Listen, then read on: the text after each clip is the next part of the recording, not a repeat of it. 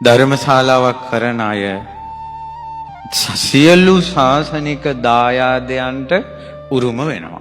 එයාට උරුමකාරකම ලැබෙනවා. ඕක තමයි කෙටියෙන් කිව්වොත් ධර්මශාලාවක පුණ්‍ය විපාකය. ශායක් හදන්න සම්බන්ධ නොවුනත්, බෝධීන් වහන්සේ නමක් කරවන්න සම්බන්ධ නොවුනත්, වෙනත් විහාරාංගයක් කරන්න සම්බන්ධ නොවුනත්, ධර්මශාලාවක් කරවන්න තියෙන එකෙන් නම් මගහැරෙන්න එපා. තව්තිසාව කියන දිව්‍ය ලෝකය බිහි වුණේ මිනිසුන්ට ගිමන් හරින්න ගිමන් හලක් හදලා. ගිමන් හලක් කියන්නේ දරුවනේ. ඒක 2000ට කලින් කියන්නේ අම්බලම කියලා.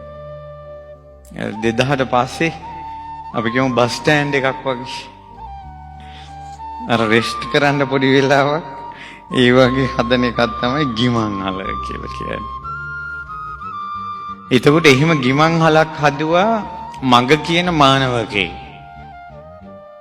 එතකොට ඒකට යාට උදව් කළා 33 දෙනෙක්.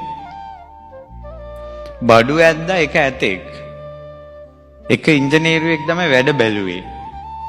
ඒ ගිමන් හලේ වහලේ මුදුනේ ලීය කැණි මණ්ඩල පූජා කළ ඒ ගිමන් හලට දුන්නේ සුධර්මා කියලා නෝනා කෙනෙක්. ඒ ගිමන් හල ළඟ පොඩි පොන්ට් එකක් වතුර පොකුණක් හැදුවා නන්දා කියලා නෝනා කෙනෙක්. ඊට පස්සේ ගිමන් හල වටේ මල් හැදුවා චිත්‍රා කියලා නෝනා කෙනෙක්. ඊට පස්සේ ගිමන් හල ඇතුලේ ආසන 33ක් තියෙනවා. ඇතුල් වෙන තැන කොබෝලීල ගහක් හදලා ඒ ගහයට කළු ගලක් තිබ්බ ඉඳ ගන්න. ඔන්න ඔය කණ්ඩායම මේ පෘථුවිය ආරම්භයේ මනුස්ස සංවාසයේ ආරම්භයේ බුදවරු නැති කාලයක කරපු ගිමන් හල නිසා අර මිනිසුන්ට ගිමන් නිවන්න බනහන තැනක් නෙවෙයි. රාග දේශ මොහ තුනී කරගන්න තැනක් නෙවෙයි. ගිමන් හරින්න තැනක් හදලා ඒ පින්බලයට ඒකට මුල් වෙච්ච කෙනාට ලෝකයක් පහළ වුණා. තව්තිසාව සම්දිවිඳු වුණා ප්‍රධානියා. අර 33 දෙනාට එක්කෙනෙකුට කෝටියක් පිරිවර ගානේ දිව්‍ය සේනාධිපතිවරු 33 දෙනෙක් පහළ වුණා. පිරිවර ඉන්නවා කෝටිය ගානේ. එතකොට ඔක්කොම කීයද? 33 කෝටියක් දෙවිවරු.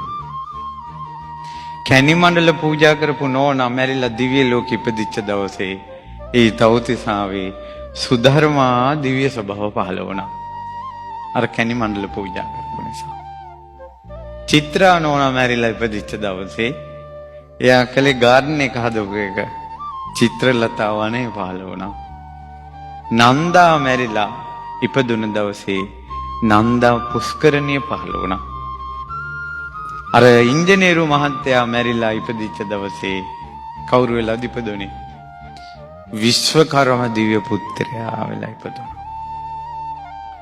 ඇතා ඉපදුනා අයිරාවන දිව්‍ය රාජ්‍යය වෙලා. මිනිසුන්ට ඉඳ ගන්න ගල් ආසනයක් තිබ්බ නිසා සක්දෙවිඳුට පහළ වුණා මොකද්ද? පාණ්ඩු කම්බල සෛලාසන. ඒ සක්දෙවිඳුගේ විමානයේ තියෙන ගහ තමයි කොබෝලීල ගහක් තියෙන්නේ. ඒ දිව්‍ය ලෝකෙ පහළ වුණේ ගිමන් හලක් හදලා. ධර්මශාලාවක් හදන අයට පහළ වෙන්නේ දෙව්ලොවක් නෙවෙයි. එයාට පහළ වෙන්නේ අම්මා නිවන් පුරය.